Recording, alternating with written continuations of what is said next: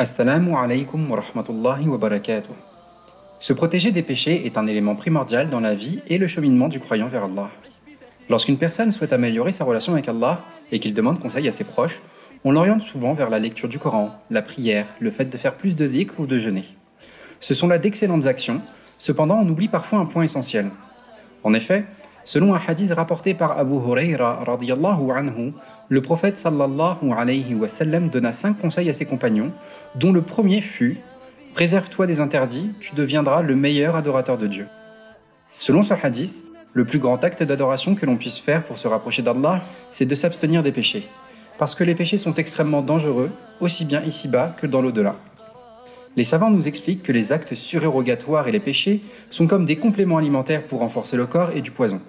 Une personne qui prend des vitamines, en plus de sa nourriture, renforcera son corps tout comme les bonnes actions renforcent sa foi et illuminent son cœur. De la même manière que le poison détruit le corps, les péchés détruisent une personne, son cœur et sa foi. Prenons l'exemple d'une personne qui prend des vitamines chaque jour, mais prend aussi 2 cuillères de poison. Et une autre personne qui, elle, ne prend ni vitamines ni poison. La seconde personne se portera mieux que la première et avancera plus, car le poison détruit l'effet des vitamines et la personne elle-même. En plus d'être un poison, le péché est comme une drogue. Avant de le commettre, il est facile de s'en abstenir, mais une fois installé dans nos vies, il est difficile d'y mettre un terme. Imaginez la gravité de l'état d'une personne qui ne trouve plus la sérénité sans son péché. Une fois dépendant de ce péché, on a tendance à le minimiser, à le banaliser jusqu'à parfois ne plus être conscient de sa gravité, voire même ne plus être conscient que c'est un péché. Allah subhanahu wa ta'ala nous dit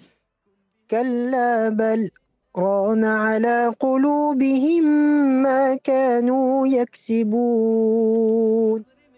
Ce qu'ils ont accompli couvre leur cœur. Et le prophète sallallahu alayhi wa sallam nous indique également si le croyant vient à commettre un péché, une tache noire vient se placer sur son cœur. S'il se repent, cesse de désobéir et implore le pardon d'Allah, la tache disparaît de son cœur. Et s'il persiste dans son péché, elle augmente de volume jusqu'à ce qu'elle couvre totalement son cœur. La lumière n'entre plus dans ce cœur assombri, même si on nous fait un rappel, même si nous assistons à des conférences, etc. On risque même d'avoir de mauvais sentiments pour la personne qui nous conseille et nous demande de nous éloigner des interdits. Autre impact du péché, il ne vient jamais seul. Il conduit toujours à d'autres désobéissances. Abdullah ibn Mas'ud radiyallahu anhu rapporte un hadith du prophète sallallahu alayhi wa sallam où il dit « Et certes le mensonge mène à la perversité, et la perversité mène au feu. » Heureusement, Allah ne nous a pas laissé démunis face à cela. Nous retrouvons des moyens de protection aussi bien dans le Coran que dans la Sunna. Le plus efficace d'entre eux reste la crainte du châtiment d'Allah. En y pensant, automatiquement nous nous préserverons des péchés et restreindrons notre âme par rapport à ses passions.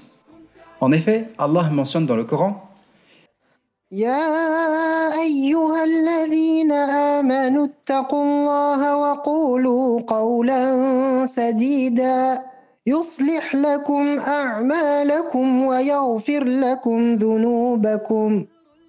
Ô vous les croyants, craignez Allah et parlez avec droiture, afin qu'il améliore vos actions et vous pardonne vos péchés. Nous craignons la prison de ce monde, mais nous avons oublié la prison que représentera notre tombe et son rétrécissement à cause des péchés. Nous avons peur de la maladie et de la douleur ici-bas, mais nous avons oublié la douleur des châtiments de la tombe et de l'enfer, qu'Allah nous en préserve. À nous de prendre conscience de l'impact des péchés sur nos vies ici-bas et dans Akhira. Souvenons-nous qu'au jour du jugement, nous n'aurons pas un, mais 4 témoins contre nous, et chaque témoin dira la vérité. Il y aura les livres avec nos actions, les anges, nos membres, et les lieux où nous avons commis ces péchés. Cependant, il nous reste un bel espoir. Allah est miséricordieux et pardonneur.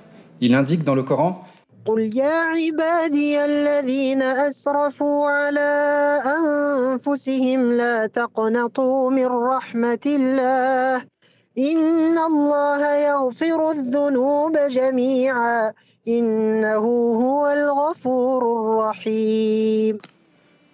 Ô mes serviteurs qui avez commis des excès à votre propre détriment, ne désespérez pas de la miséricorde d'Allah, car Allah pardonne tous les péchés et c'est lui le pardonneur, le très miséricordieux. D'après Abu Huraira radiyallahu anhu, le prophète sallallahu alayhi wa sallam a dit « Certes, Allah a écrit un livre avant de créer la création, dans lequel il est inscrit « Certes, ma miséricorde prévaut sur ma colère. » Et cela est auprès de lui, au-dessus du trône. Tant que nous sommes en vie, il nous reste de l'espoir. Demandons pardon à Allah, prenons la ferme résolution de changer et de nous tenir écartés des péchés et de nous améliorer. Qu'Allah nous accorde la compréhension de ces quelques paroles et nous permette de les mettre en pratique. وآخر دعوانا أن الحمد لله رب العالمين. بالتحدي لا سواه، كن سعيدا كن فريدا، عش بفخر في الحياة، لا تبالي فالمعالي بالتحدي لا سواه.